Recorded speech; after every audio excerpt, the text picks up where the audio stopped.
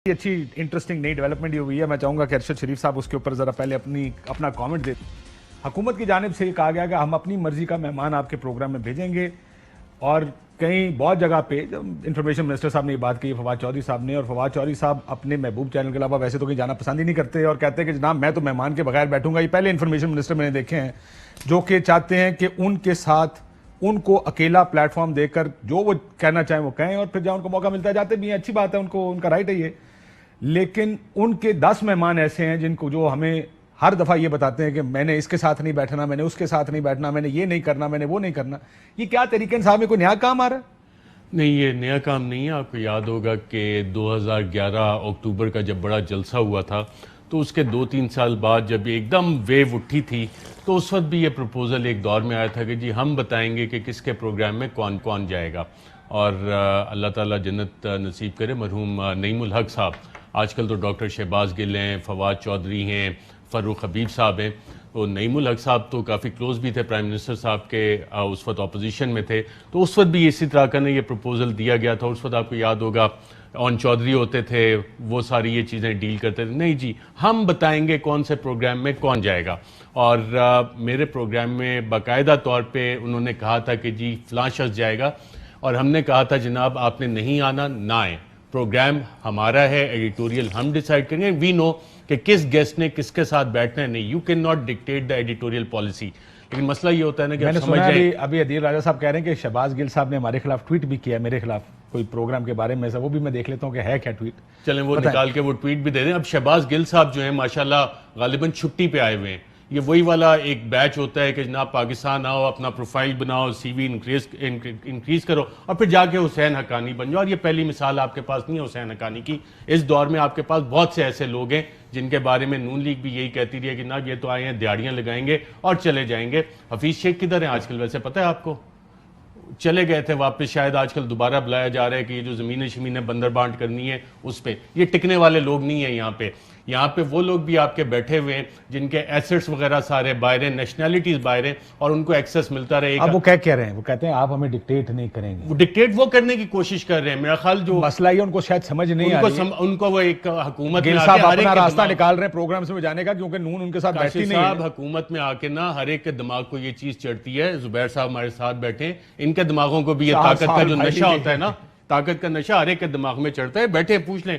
इन्होंने भी हमारा बॉयकॉट इन्हीं चीजों पे किया था। हम बताएंगे कौन सा बंदा आपके प्रोग्राम में किस वक्त जाएगा, नहीं जाएगा। उसमें 1-2 लोग होते हैं, दे ऑलवेज देखे जी ठीक है। इसका मकसद क्या है? इससे मकसद पहले है 20 साल से एडिटोरियल मकसद है भाईजान कंट्रोल करना, नैरेटिव। ये सारे खेलते हैं नैरेटिव की पार्टियां हैं जी, नैरेटिव हमने इस तरह से बनाने। इन्हें ये नहीं पता कि सहाफत में आते हैं फैक्ट्स, और फैक्ट्स जो हैं वो खुद अपना नैरेटिव शेप करते हैं। लेकिन ये जितने साइंसदान है ना, कोई बिजनेस का है, कोई मार्केटिंग का है कि जी मेरा ये एक्सपीरियंस है, सोशल मीडिया पे हमने ये तबाहियां मचा दी, अपने जाली वो बना के अकाउंट्स और कंपनीज और पैसे दे दे के वो जीतने, और वो फिर पूरी स्टैटिस्टिक्स निकाल के वजीर आजम साहब को पेश करते हैं। देखें सर ये हमने ट्रेंड चलाया, और ये सिर्फ एक जगह पे नहीं हो रहा, इंफॉर्मेशन में नहीं हो रहा, बाकी इदारों में भी यही काम है। और देखें जी किसी 100 फॉलोअर 200 फॉलोअर, और जी देखें 250 रीट्वीट होगी, 1000 रीट्वीट, और फिर वो चार्ट्स और ग्राफ्स कलरफुल बना के ना वो प्रेजेंटेशन।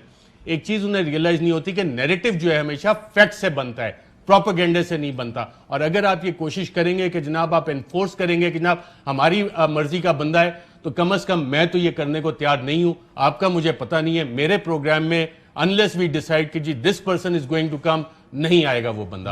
ये इसी वजह से नून लीग की कुर्सी खाली है। पॉलिसी है। मैं चाहूंगा गिल साहब को आप प्रोग्राम में ले लें कि मैं ये भी जानना चाहूंगा कि फवाद चौधरी साहब किसके साथ बैठेंगे।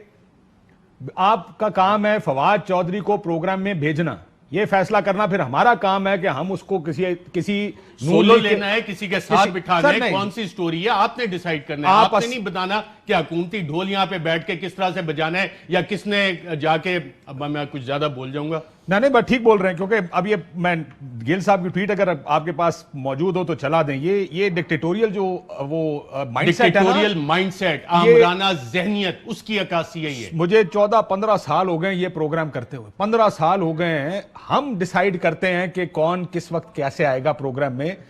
काशिफ साहब बड़ा सीधा होता है, आप जब स्टोरी कर रहे होते हैं आपको जो वर्जन चाहिए होता है उस रेलिवेंट बंदे से चाहिए होता है। ये बैठ के पीएम ऑफिस में पता होगा या इंफॉर्मेशन मिनिस्ट्री में पता होगा कि आज मैं कौन सी स्टोरी कर रहा हूं, मेरे पास गेस्ट कौन है और मुझे कौन सी स्टोरी पे किस चीज पे वर्जन चाहिए, उनको पता होगा या मुझे पता होगा, या ये इतने बड़े साइंसदान बन गए कि इन्हें पता है कि जी आज हम लोग क्या कर रहे हैं। मैं आपको निकाल के दिखाता हूं एक प्रोग्राम का क्लिप। निकाले जी जिस दिन फवाद चौधरी साहब बैठे हुए प्रोग्राम से उठ के चले गए थे कि गेस्ट के साथ, इस गेस्ट के साथ मैंने नहीं बैठना। ये भाषण गिल साहब, अमेरिका के भाषण अमेरिका छोड़ के आया करें, बराए मेहरबानी यहां आते हुए थोड़ी सी ये सोच लिया करें कि अभी साल, 1.5 साल, 2 साल बाकी है, बनाना इधर ही है। यही जगह है जहां से आपकी पार्टी इमरान खान साहब के मुताबिक वो प्राइम मिनिस्टर बने।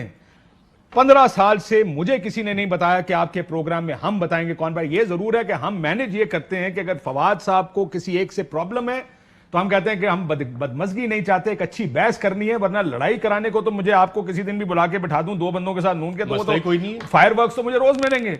मैंने नहीं करने फायरवर्क्स, मुझे नहीं चाहिए ये कि यहां पर आकर कोई तूफान बदतमीजी हो, कोई अपनी मर्जी की गुफ्तगू करे, पहली बात। दूसरा, ये मेरा प्रोरोगेटिव है। गेस्ट मुझे ये जरूर कह सकता है कि मैंने इनके साथ या मैं इनके साथ कंफर्टेबल नहीं हूं, फिर हम डिसाइड करते हैं कि हम उस वक्त इंपॉर्टेंट इशू क्या है और इंपॉर्टेंट पार्ट उस किस पार्टिसिपेंट के साथ मैंने किसको बिठाना है। ये जरूर आपकी तरफ से भी होता है, मैं आपको दिखाऊंगा। और मैं चाहूंगा कि आप शो कॉज नोटिस इशू करें फवाद चौधरी को कि वो रनिंग प्रोग्राम से उठ के कैसे गए, क्योंकि ये तो उनका प्रोरोगेटिव ही नहीं है बकौल आपकी ट्वीट के कि वो फैसला करें कि उन्होंने नून के किस आदमी के साथ बैठना है, किसके साथ नहीं बैठना। फिर तो ये मेरा फैसला हुआ, या पार्टी ने अगर फवाद को भेजा है तो दूसरी तरफ से नून किसको भेजती है, ये फिर आपके करने का फैसला नहीं होगा। ये याद रखिएगा, ये सिर्फ साढ़े प्रोग्राम से नहीं, आगे भी याद रखना। लेकिन ये गेम बहुत लंबी है। एक आखिरी चीज कह दूं, ये जुबैर साहब बैठे हैं, इनको बहुत बेहतर पता है, मेरे प्रोग्राम का 4 साल बाइकआउट रहा, नून लीग की गवर्नमेंट थी। ये वाहिद पार्टी नहीं है, बड़े बाइकआउट्स भुगत लिए हैं, आपका ही भुगत लेंगे। ये अनाउंस करने या अनअनाउंस बाइकआउट ना मुझे बताएं। डिक्टेशन नहीं, डिक्टेशन मत करें कोई हमें यहाँ पे आके कि हमें क्या करना चाहिए। हर किसी को वाजे होना चाहिए। वो और लोग होंगे जिनके साथ आप खुफिया मुलाकातें करते हैं, उनसे प्रेजेंटेशन लेते हैं, फिर 3-3 महीने के प्लान लेते हैं और फिर लुडियां डालते हैं, देखा जी हमने ये कर लिया। ये काम इस तरह से नहीं चल सकता। और अगर आपको ज्यादा शौक है, ज्यादा आपको ताकत का नशा चढ़ गया है, जिस तरह नून लीग का चढ़ा था एक दौर में, आप भी वो करके देख लें। और जो कुछ कारनामे आजकल हो रहे हैं ना, जितने स्कैंडल्स इस हुकूमत के बन रहे हैं, आप भूल जाएंगे कि पिछली हुकूमतों में क्या हुआ। और अभी भी जितने डॉक्यूमेंटेड चीजें सामने आई हैं, ये सारा ट्रेल जो है ये इन्हीं पैराशूटर्स की तरफ जा रहा है सारा का सारा। सब लोग ये भी भूल जाते हैं यार, कौन सी जमीन कौन किसके कहने पे किधर किसके साथ मिलके बेच रहा है, कौन सी कंपनी लंदन में किसके नाम पे बनी है। ये समझते हैं कि शायद लोगों को पता नहीं है, कागज कौन बीवाई का चेयरमैन बनने के ख्वाब देख रहे हैं, ये सारी चीजें निकलेंगी। फिर कौन तनख्वाह बाहर भी ले रहा है, यहां पे भी बैठे और यहां फिर लुडियां डालनी के जी हम तनख्वाह नहीं ले रहे, बहुत सारी चीजें हैं।